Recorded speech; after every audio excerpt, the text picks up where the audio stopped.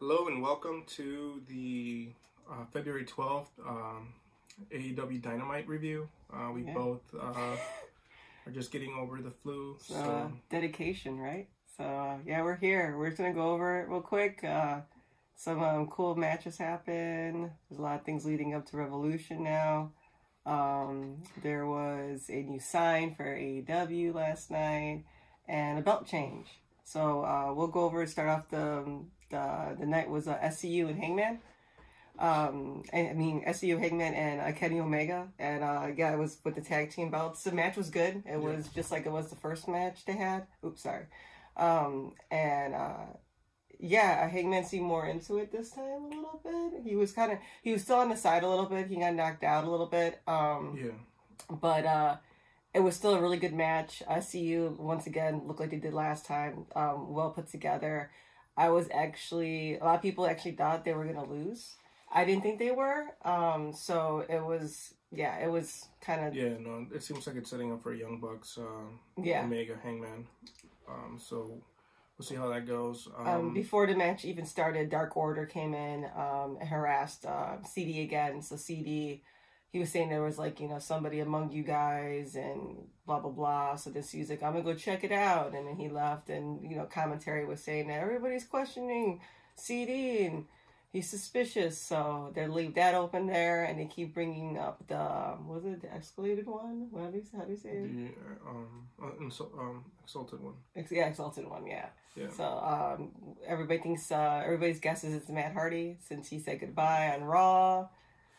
There's a lot of speculations to that he might be leaving them and coming here, but we won't know that for a few more weeks, maybe months, doesn't even know. Yeah, I think April. Yeah. But it'll be interesting to see if Matt actually does make the jump to AEW. But yeah, good match. The Buckshot V-Trigger is probably still one of my favorite moves that came out of this tag team situation with Omega and Hangman. And Hangman's just funny, so, but yeah. Hangman and Omega retain. Yep. And then it goes into, what is it? I think everybody comes out at the end, right? Because the Dark Order comes out, wasn't it? I think it's, because everybody ends up in the ring. The Bucks, SCU. Yeah, I think Yeah, I forgot how it played out, but... That's fine. Yeah, anyway. sorry, we're really trying. Okay, so the next one was Dustin versus Sammy, and Sammy came out with Jake. Yeah, this was a way better match than the first one. Agree. You could see Sammy is growing. The influence that he has with Jericho and the rest of the Inner Circle are kind of working for him. And then Dustin seems to be getting better with age. He keeps on getting better with age. And, definitely. There's no slowing him down as far as his wrestling, his techniques. But yeah, he gives Sammy another beating. Yeah. Sammy plays it off very well. He falls and he just looks like a really good fish out of water when it comes to taking Dustin's hits. And then it's set up for Dustin to threaten Jake and for them to have a match in Revolution. So that would be great. It's signed. That's going to be Jake's first AEW match. So they've been building up for it for a while. So it should be a good payoff. I'm not expecting it to be one of those matches that steals the show or anything like that, but it's just for the people that have been following Dynamite since day one. It's good to see that storyline come into fruition. Mm-hmm. Yeah, I agree. It's gonna be interesting and stuff like that. But yeah, the match was okay. You don't see a lot. It was a better match between him and Sammy, but it wasn't a Dustin Starred match. I thought it was okay. I enjoyed it. And then Britt comes out and does what she's doing best, which is talking crap to everybody now. Yep. She became the female MJF, I guess. She dissed Whataburgers. She's really trying to pinpoint on what people like in the area she goes into, and Yeah, poor Tony. That's like a thing now. Tony comes from interviews because they could pick anybody else. But they have good chemistry. Yeah, they do. He plays it off very well. Tony's was helping Britt Baker do this jump into becoming the top heel right now in the women's division. I know Nyla would be considered one of the top threats, but you don't really hate Nyla like as much as you hate Britt because of the way she interacts with Tony. Yeah, definitely would agree with that. So and then as she keeps going, she's getting more and more confident. Mm-hmm. She's not stalling or waiting for it. It's becoming more natural. But yeah, and then we get into the AEW Women's Championship match versus Riho versus Nyla. This was a great match. Yeah, this was Riho's best match in AEW. She really highlighted Joshi wrestling.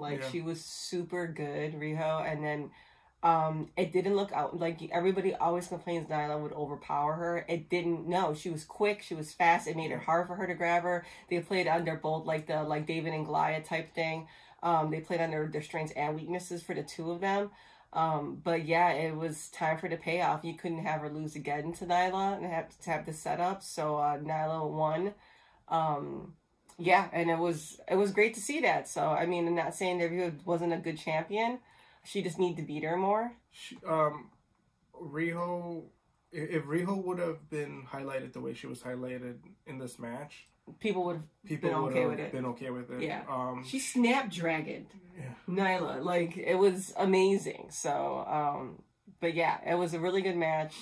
But I think it works out better now because Nyla is in AEW more. Yeah. She doesn't have any other commitment with another organization right now, which is what ended up preventing Chris Stratlander from getting the belt. Yeah. Which we will see her return and that will happen. Yeah, so I just think it was good. AEW has always portrayed themselves as the inclusive brand, and for them to put the belt on Nyla just proves that there's actually meat to the bone, and they're not just trying to use marginalized communities to gain audience, but they actually do believe in these wrestlers. Yeah. Yeah, I agree with that. Yeah, it's it was a big day for her community, for her and what she stands for. So, people just the locker room's okay and the women are okay there, then end the discussion, end the conversation. She's the champion and she deserves to be it. Yeah, and so, if you're using dumb jokes to try to attack her, don't be that. Don't do that. If you supposedly support AEW, and you support Cody and the Bucks, this is not what they want.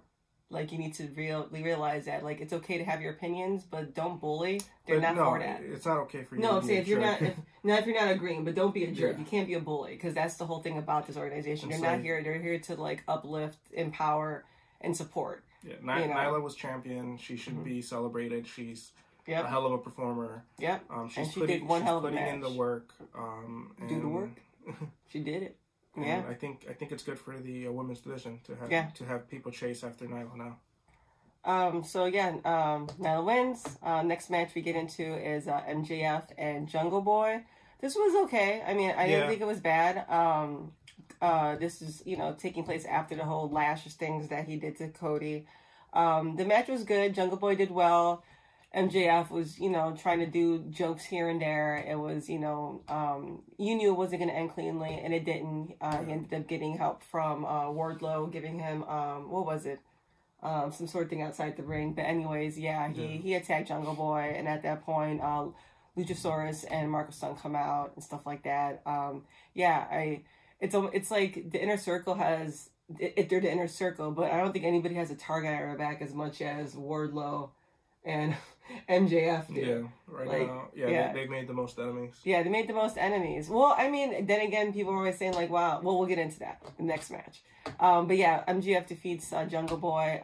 It didn't really highlight too much of either one. It was just a match, just to once again pull over that MJF is a heel. That's what he kind of got from it. Yeah, I think I shouldn't even say that they made the most enemies, because Inner Circle has screwed over a lot of people. Well, but it's just MJF's personality just rubs everybody the wrong way, and but they have camaraderie. They have more numbers. I mean, if Luchasaurus comes out and then Marco Stunt, is still 3 people. They already have 3 people. But then we get into the main event, which was Jon Moxley versus Santana. Santana cut an amazing promo about, you know, eye for an eye and what darkness meant to him and what everything was. He talked about his dad. Go back and watch that. Like, the feeling that he had, the way he came out, like, it was heartfelt, it was raw. It was a good match. Him and Moxley went at it, and it looked like a street fight. You know what I mean? They both looked like grapplers. They were just brawling. But, of course, he's Inner Circle. So, you know, once things were kind of shifting and things were going to come out not the way he hoped it to be.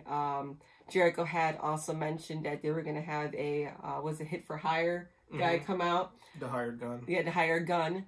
And there was rumors speculating, and then it came out while Dynamite was taking place that Jeff Cobb was signed. Yeah. And then it came out that Jeff Cobb was... I didn't... when Jeff Cobb was announced that he joined with AEW, I was really excited. I had no idea. I was still fighting the flu, so, like, I don't know if it was already out there that he was going to join the Inner Circle. I did not expect him to be the hired... I thought it was going to be, like, Brian Cage or... somebody else, because I was like, well, why would they ruin the surprise by telling us that Jeff Cobb joined? But so if anybody has followed Cobb, he was with New Japan Pro Wrestling. He did ROH for a while. He fought Moxley. Yeah, he's a. All right, so we'll finish off our statements. So we'll be back. We're back. We had a little technical difficulty there. Yeah, we just noticed the stop when we were talking about. But we were mentioning that Jeff Cobb is big in ROH in New Japan, and he's fought Moxley before, so there's history there. They know how to wrestle each other. If Moxley isn't broken next week, we will be seeing Moxley versus Jeff Cobb. I'm excited to see him in Revolution, so I want him to be booked to do something. I don't know what that would be. You can't book everybody, but then again, I'm selfish, and I want everybody to fight in Revolution. It was entertaining to see everybody attack Moxley. The 6, 7 guys. Got it? Yeah, our dog is just shaking. Our dog is... Everything's all messed up. Yeah, sorry if there was a lot of shakiness there. Our Australian Shepherd decides she wants to lean on everything and lay down on everything. I'm excited to see where everything goes. But there's been a few things that already have been announced for next week, which is a steel cage match of Cody versus Wardlow. The only tag team to defeat Kenny and Hangman was the Lucha Bros, so they're getting their title shot. And then they're going to have a tag team battle royale, so the winner of that will actually face the new champions, if there's a new champion, or Hangman and Kenny at Revolution. So those were the things that were definitely secured, but Jeff Cobb and Jon Moxley were mentioned. But like I said, Moxley kind of died again. Yeah, so next week's AEW Dynamite is set up to be huge. It's going to be their... Is it their take? No, it's not their take home yet. No, still have 2 more. Yeah, 2 more. It's the Atlanta show. It's Cody's homecoming show, you would say, because he's from Atlanta. And they're setting it up to be a huge emotional ride. It's going to be a big event. And I think even though it's not technically their go home show, this is going to be the last time we see some of them in action, because. They're not going to risk their people getting hurt next week, since their pay-per-view will be the following Saturday. So I think it's going to be a must-watch TV next week. Yeah, definitely. Ratings went down a little bit. They still beat out NXT. NXT started off the night with Roderick cutting a promo and while they're SCU versus had Hangman and Kenny, so there's some issues that they have there. So I don't think there's really any debate on who's really watching what on Wednesday now, but it's just to go see in the long run, are they going to pull in those 1 million people views that SmackDown and Raw have? But that's been invested. That's something that people have been known since the WCW, WWE, WWF days. I think at this point, NXT and AEW are safe as long as they don't drop below 500, I think. Yeah. And have consecutive weeks at that. Because I think they kind of plateaued. This is kind of where they're going to be around. Yeah. NXT is always going to be around like the 700s, and AEW looks to be between 8 and 9. We'll see what happens when they have their second show and what that would consist of too, and what that will look like. Yeah, at least for now, that's what the numbers look like. But yeah, it's a good time to like wrestling. So no bashing at NXT either. They got their thing going on. I haven't been watching NXT though. So. Yeah, there's not too much from what I remember, besides Shayna biting Becky. I don't even want to talk about that. Like, I just want to see WrestleMania already. So like, I'm hoping that their build up without the Saudi show, which I'm not sure if we're gonna watch at all, or even what we're doing, because there's so many gimmicks when it comes to those shows, all these trophies and dumb battle royales. But yeah, I'm more looking toward what's going to happen for WrestleMania. So, but yeah, hopefully we will be back and not dying next week, so we could talk a little more about AEW and stuff like that. But yeah, thanks for checking us out. Sorry we look all dead and tragic. We just wanted to be troopers. Yeah. Dedicated. All right guys. See ya.